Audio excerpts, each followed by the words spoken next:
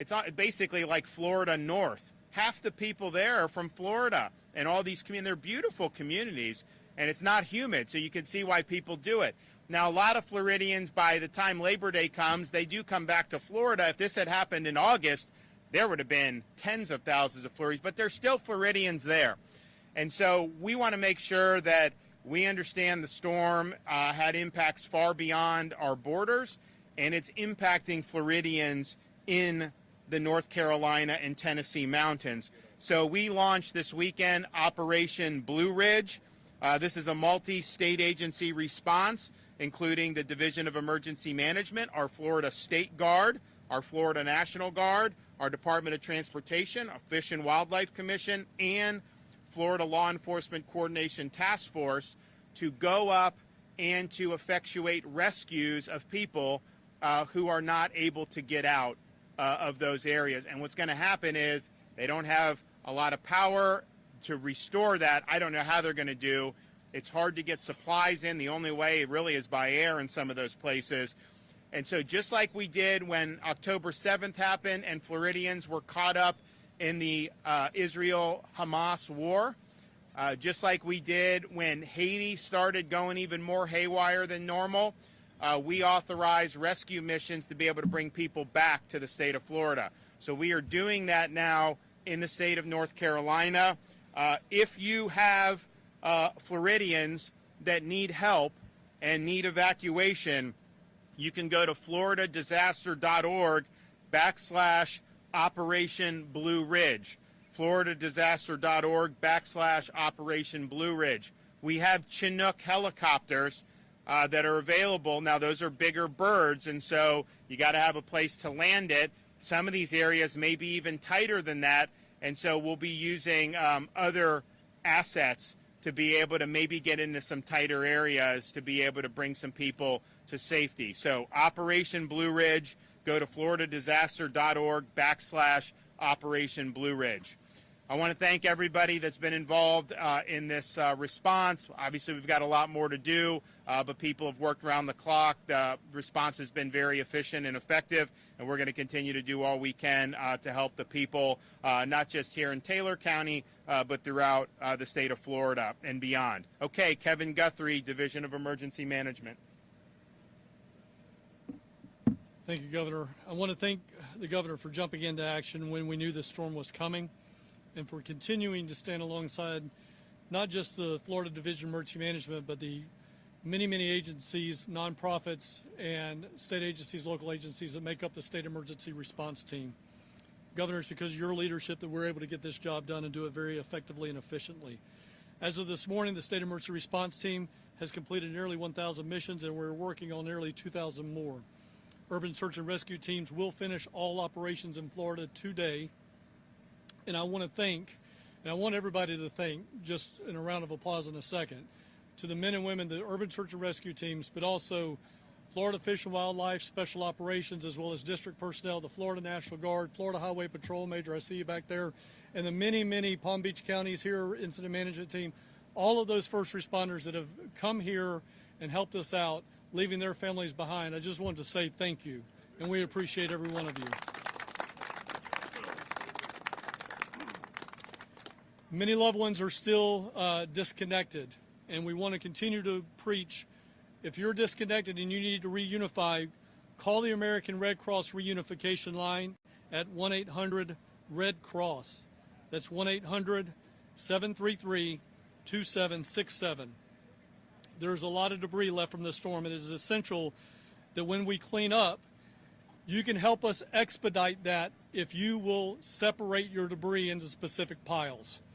What we're asking you to do, vegetation into one pile, structural, this will be your furniture, your construction and demolition debris into another pile, your household hazardous waste. So the bleaches, the vinegars, the cleaning products, the fuel, the gasoline, put it into a separate pile. Then put your electronics, your TVs, things like that into a pile, and then your white goods, your appliances into a separate pile. We have to separate that stuff. It cannot go in together. If you can help us get that done at the road's edge, we can get that done faster. So please make sure you're helping us out with that. Make sure you're wearing appropriate safety gear when you're cleaning up. If you come across down power lines, please report them. If you receive damage to your home, you should have taken pictures before you clean up. If you haven't done that, please do that already. Your insurance company is going to ask for them. FEMA is going to ask for them. So please make sure you're taking those pictures. Make sure you get any pictures of high water marks. If you need assistance with cleanup, our crisis cleanup line is open. They will help send people to your house to help you clean up. That phone number is 1-844-965-1386.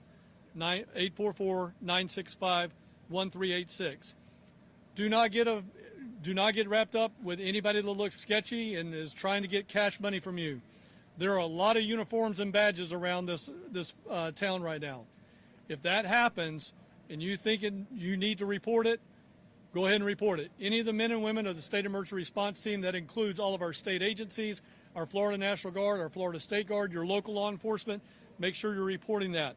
You can always, through the Department of Business Professional Regulation under Melanie's group, can always check a contractor's license by going to myfloridalicense.com, and then you can report that unlicensed activity at 866-532-1440.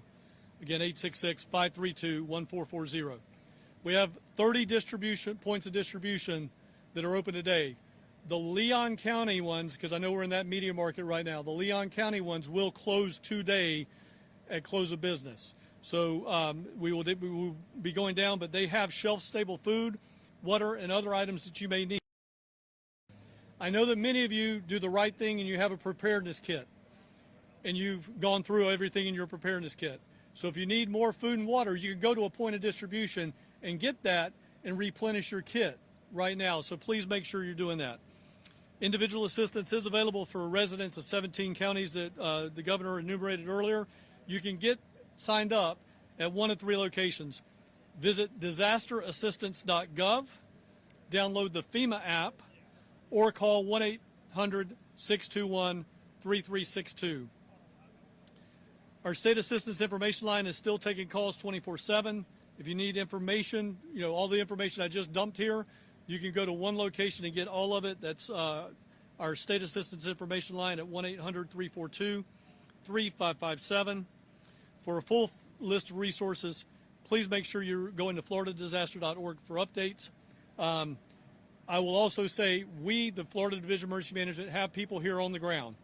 And I'm going to ask them to raise their hands, but both my regional recovery coordinator and my regional coordinator that are assigned to this area, Glenn Hammers and Christian Rivera, are over here to the side. If when the governor and I leave, you have questions, these 2 guys can help you out. They will sit here and answer as many questions as you want them to answer. Governor, as always, thank you for your leadership and trust in me and the agency, and we look forward to continuing the good work we're doing. I'm not very good at this, but thank you all for coming. First of all, I want to thank the Lord for our safety. And Governor DeSantis, oh my gosh, I cannot say enough. If every state had a governor like him, our country would be so much better. Ooh. Thank y'all for being here. We're going to do everything we can to get back up and going. Our community is suffering. Let's all help one another. One little funny thing, maybe, or it was to us, we have a new hashtag. It's hashtag MRGA, make Roy's great again. So we're going to go with that. Thank y'all so much. Oh, I love you. I love you guys. Oh, Thank you. Thank you so much. Thanks so much. Thank you. Now, because I know, what's the time frame on your portable, you can do that pretty quickly or what? I think so, probably a couple of weeks. Okay. Get that all. And no, not because you're delaying us, that's our delay. Yeah. Because we've got so many relief. Oh yeah, no. From our perspective, you can start now. Like, don't worry. You've got executive grace on that. Just start whenever you want on that. We are going to be serving. We got Chick-fil-A here. They're going to be serving hot meals for people. So we're going to go in there and serve some of those. So if you all want some Chick-fil-A, then I definitely suggest you get in line. I mean, like, You go to almost any Chick-fil-A in Florida, there's like a line of cars that stretches a mile wide. And they're very quick about getting it through the drive-through. They're very well trained on that. But in Tallahassee, they have like one right across the street from another because they have so many people. So it's a real treat to have them here offering that. Okay, we got any questions before I go? Yes, sir. Oh, yeah, we do not have time for bureaucracy. I don't want to deal with red tape. And quite frankly, if you look at how we've responded to hurricanes, certainly in the last 5 or 6 years, that's been like the number one thing. Like, just do it, okay? We have something coming. Let's prepare, and then let's respond. And we'll worry about the bureaucracy later. And so that's been our approach across the board. And so anything we can do to pave the pathway for people to get back on their feet, we absolutely have to do that. There's a role for having certain regulations in normal life, fine. But when you have extenuating circumstances like this, we cannot try to prevent somebody from getting back on their feet at all from a government perspective. So we're clearing the bureaucracy out, and we want people to be able to get the job done. And I know this is going to be good. People are going to come, they're going to be able to stay afloat, and I think you're going to see a lot. And I know our folks who are here helping with the recovery, they're going to be frequenting it as well. So Linda says may take a couple weeks for them to get situated, everything they need, but as soon as they're ready, they can go. They could go today if they want to. We are making sure that that is the case.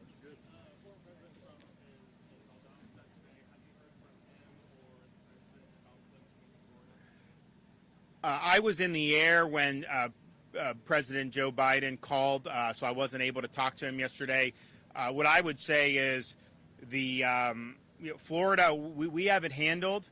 We got approved for the individual assistance things we've wanted.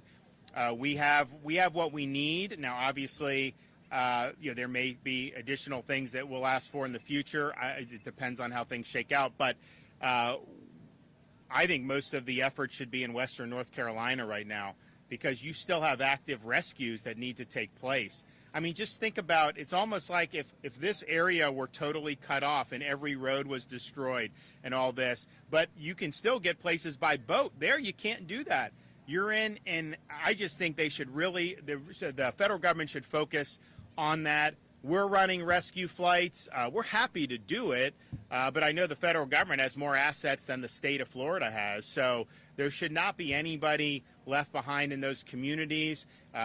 Clearly, Florida residents who are still there, most of them stay, if they stay 6 months or less than 6 months, usually by October, mid-October is when they start coming back. So a lot of them would want to come back anyways. So we have our Operation Blue Ridge. We are going to be doing that. We're going to be bringing people to safety. If we have a smaller bird, you may not be able to take as many people. The Chinook, what is that, 40 packs we can do? We could do 40 packs on a Chinook helicopter. So that may be just like maybe one whole neighborhood in these areas. And I know there's a lot of Floridians that go up there, but there's probably a lot of Floridians that have never been to those mountains. And what I will tell you is it's very pretty. It's very refreshing because there's no humidity, but it is very ragged. I mean, they build these roads, and, it is not necessarily easy to get around all the time. It's not well lit all the time. It's just a different lifestyle. And so when you have something like this happen to sever the roads and the bridges and a lot of the things that happen, I mean, basically, I don't think they have any major way to even get out of a lot of those Western North Carolina places right now. That's going to require us doing the air mission. So that's why we're doing it. And I know, Kevin, we've had people sign up already. Yeah, so Kevin and his team are doing that. And, you're going to see people be brought back on our mission very, very shortly. And we're happy to do it. I mean, look, if we can bring people back from Israel by the hundreds when Hamas is raining rockets down, we should be able to get some helos into the Blue Ridge Mountains and get people out of there. But, yeah, I think that just from a response perspective, this here is very important. We're going to be there, but they didn't have any fatalities. I think in North Carolina, whatever fatalities have been reported, I think that's probably just scratching the surface of what's possible if we don't get people in there and get them out to safety. And if you think about it, you know, it's like you could throw, throw me there for 5 days, whatever, food and water, but you have like a child with special needs, you have a senior that is power dependent, you have this stuff, you run out of time very quickly. And so I think this, just looking at everything that I've seen in the information, I think that is where they need to make sure everybody is brought to safety. I mean, you know, as bad as it is to see a restaurant hammered or see homes, you don't want loss of life. That is the one thing we can't rectify. You know, we can always rectify property. We can rectify infrastructure. You can't rectify the loss of life. And, you know, my fear is just having those areas cut off. It's a very difficult mission. So we're in the mission. We're in the fight. We're going to be bringing people back to safety, and we'll keep doing that as long as it's necessary. All right, let's go eat some Chick-fil-A. I'm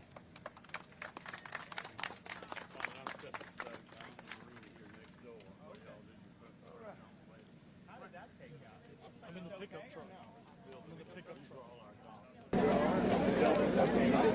With us since, you know, a day or two before the storm hit in our state operations center in Atlanta. We got a great relationship with them. We've been in touch with our congressional delegation, with the Speaker Burns, the legislative delegation, and so you know, thankfully we have an experienced team that's used to this, and just like the expedited disaster relief that we're requesting, they have acknowledged receipt of that, and I'm sure that they'll take care of that very quickly.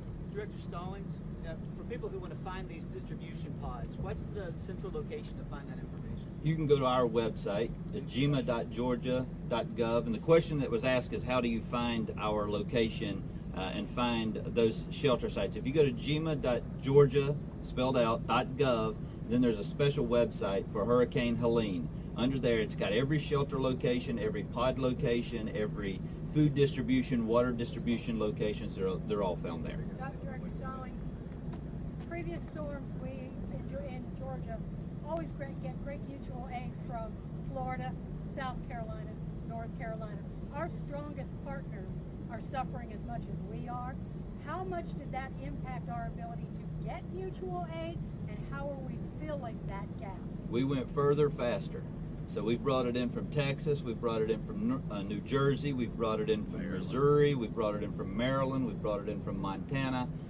With the governor signing an early state of emergency, it allowed us to go ahead and EMAC those requests in. We've got a lot of contracts that we've turned on, so we've been very fortunate. We've got a lot of resources that are already in our state and continue to flow into the state.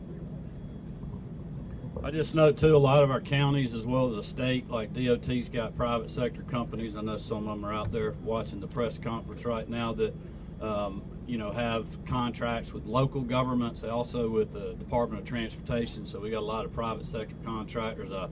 Marty and I spoke to one of them today that's helping clear routes for the power company folks we spoke to earlier. Anybody else? All right, thank y'all for joining us. We'll keep you posted as things progress. Have a great day. Be safe. It's good right there. Thank you. How much Steve? Thank you so much. Great job. We're going to stick together. We're going to